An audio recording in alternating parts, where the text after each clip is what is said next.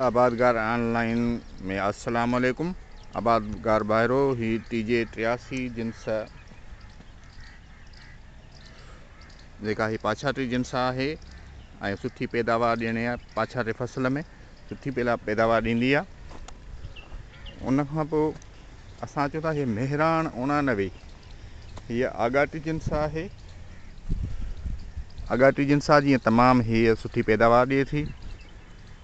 उन खां पोइ असां अचूं था अनमोल 91 हीअ पाछाटी जिन्स आहे ऐं सुठी पैदावार ॾींदड़ आहे। ऐं हिन जी ख़ासि करे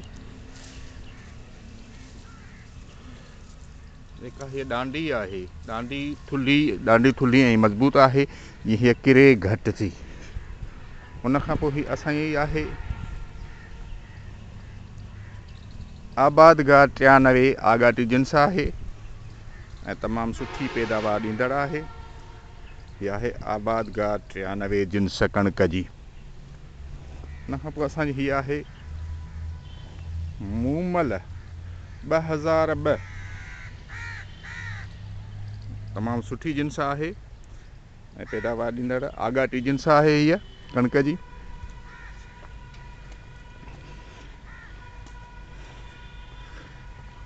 हीअ आहे इमदाद 05 हीअ आगाटी जिन्स आहे ऐं सुठी पैदावार ॾींदड़ आहे। जीअं त हिन जो संग पिणु सुठो आहे ऐं हीअ आगाटी जिन्स आगाटी में पैदावार वधीक ॾिए थी। हीअ असांजी आहे TD1 जिन्स। TD1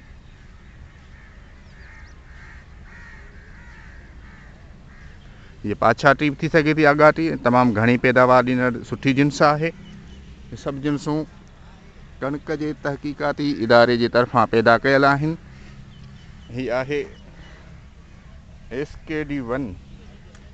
SKD1 जिन्स पाछाटी आहे ऐं ख़ासि करे वणनि जे फसल लहण खां पोइ असांखे पाछाटे फसल जी ज़रूरत हूंदी आहे।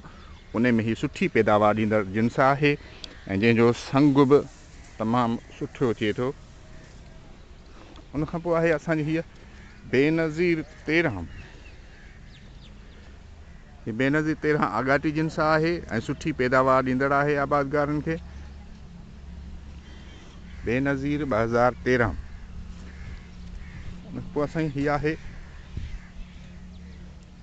हमल 2013 हीअ बि आगाटी जिन्स आहे ऐं सुठी पैदावार ॾींदड़ आहे।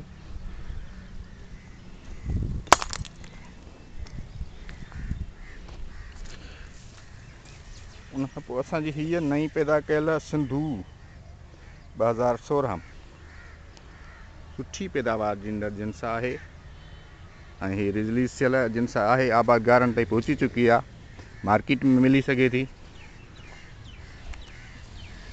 उन खां पोइ हीअ असांजी जिन्स आहे TJ 2016 हीअ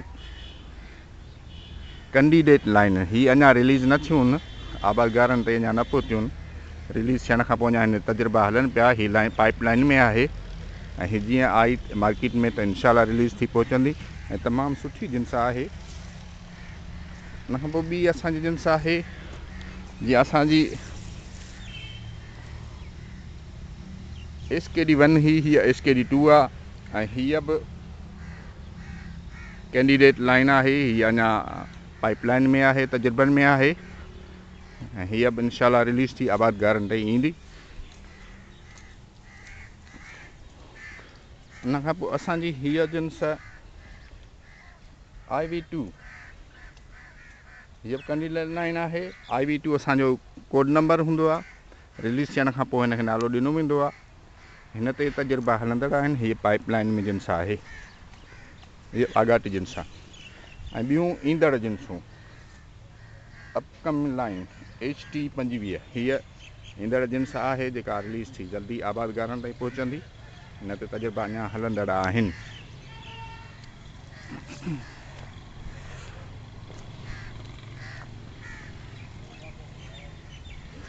हीअ आहे HT 50 अपकमिंग। हीअ बि अपकमिंग ईंदड़ जिन्स आहे, इंशाल्लाह जल्दी रिलीज़ थी आबादगारनि ते। हीअ आगाटी जिन्स आहे ऐं सुठी पैदावार ॾींदड़ आहे। खां पोइ हीअ आहे असांजी अपकमिंग लाइन HP1। हीअ बि असांजी पाइपलाइन में आहे, तजुर्बनि में आहे ऐं हीअ बि इंशाल्लाह रिलीज़ थी आबादगार में कुझु सुठी जिन्स आहे। जीअं त हीअ बि असांजी लाइन नई ईंदड़ आहे, हिन नालो आहे V1576। अपकमिंग लाइन आहे, हीअ बि आबादगारनि लाइ सुठी जिन्स आहे ऐं सुठी पैदावार अञा इहे असांजे तजुर्बनि में आहे, रिलीज़ थी बाक़ाइदे न आई आहे अञा मार्केट में।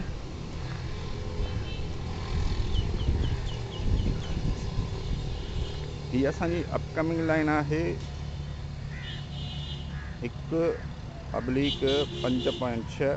अपकमिंग लाइन ही कोड नंबर आहे हिन जो ऐं हीअ बि तजुर्बनि में आहे।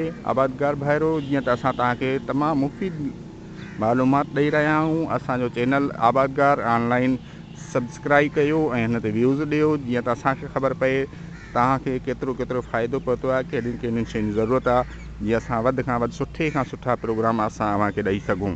महिरबानी।